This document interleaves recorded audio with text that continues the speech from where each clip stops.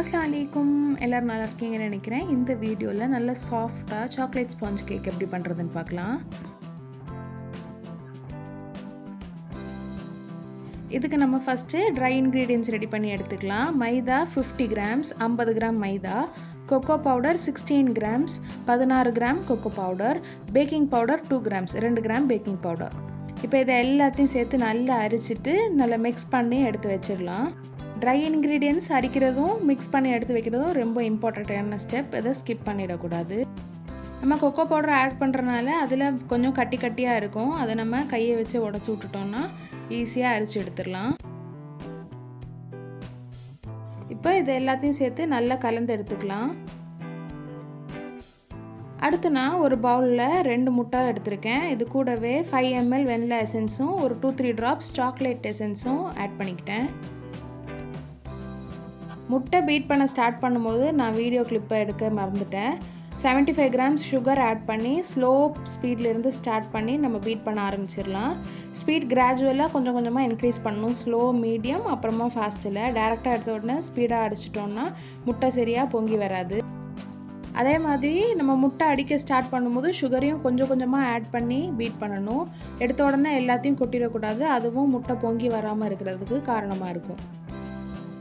இப்போ நம்ம எக்கை நல்லா ஃபோமியாக வர்ற வரைக்கும் பீட் பண்ணி எடுத்துக்கலாம்.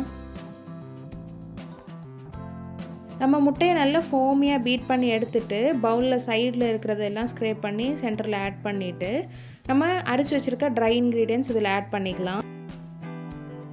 நம்ம அரைச்சி எடுத்து வச்சுருக்க ட்ரை இன்க்ரீடியன்ஸை 2 தடவையோ 3 தடவையாவோ பிரித்து சேர்த்துக்கலாம். கொஞ்சம் கொஞ்சமாக சேர்த்து முட்டையை மிக்ஸ் பண்ணி எடுத்துக்கலாம். நான் இந்த வீடியோ கிளிப்பை கொஞ்சம் கூட கட் பண்ணாமல் ஃபுல்லாக அப்படியே போட்டிருக்கேன்.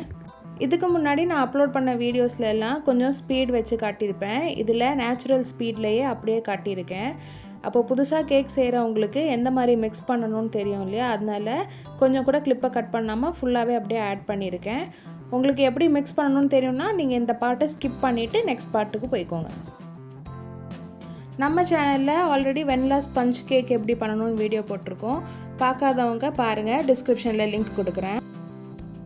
நம்ம பேட்டர் மிக்ஸ் பண்ணும்போது கட் அண்ட் ஃபோல்ட் மெத்தடில் தான் மிக்ஸ் பண்ணி எடுக்கணும். நார்மலாக ஜூஸ் கலக்கிற மாதிரிலாம் கலக்கிடக்கூடாது.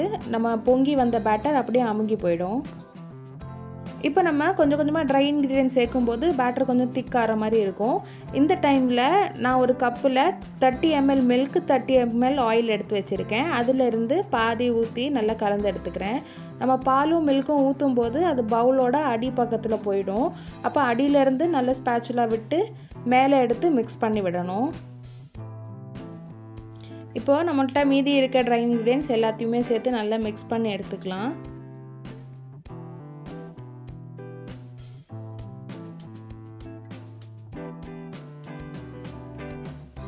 பேட்டர் மிக்ஸ் பண்ணும்போது ஸ்லோவாக தான் மிக்ஸ் பண்ணி எடுக்கணும், ஸ்பீடாக மிக்ஸ் பண்ணக்கூடாது.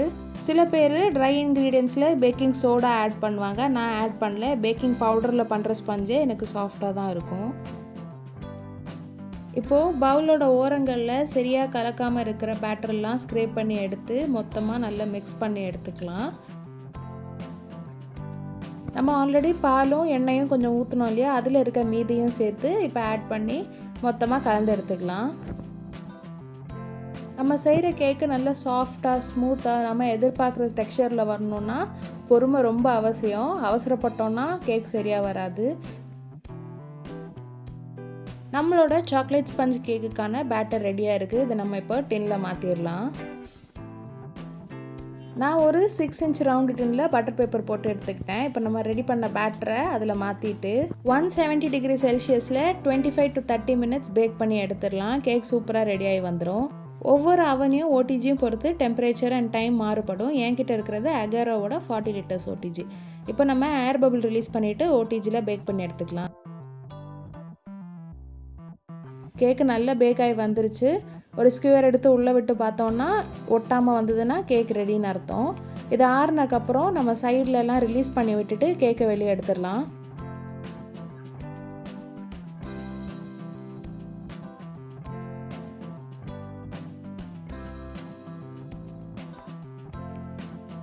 கேக் எவ்வளோ சாஃப்டாக வந்திருக்குன்னு பாருங்கள். சூப்பர் சாஃப்டாக ரெடி ஆகிடுச்சு. இந்த ஸ்பஞ்ச் கேக்கு தான் நம்ம லேயர்ஸாக கட் பண்ணி கஸ்டமருக்கு ஐசிங் பண்ணி கொடுப்போம். இந்த வீடியோ உங்களுக்கு பிடிச்சிருந்தா லைக் பண்ணுங்கள், ரிவ்யூவை கமெண்ட்டில் சொல்லுங்கள். இந்த மாதிரி நிறைய வீடியோஸ் பார்க்கணுன்னு ஆசைப்பட்டீங்கன்னா சேனலை சப்ஸ்கிரைப் பண்ணி வச்சுக்கோங்க. Tata bye.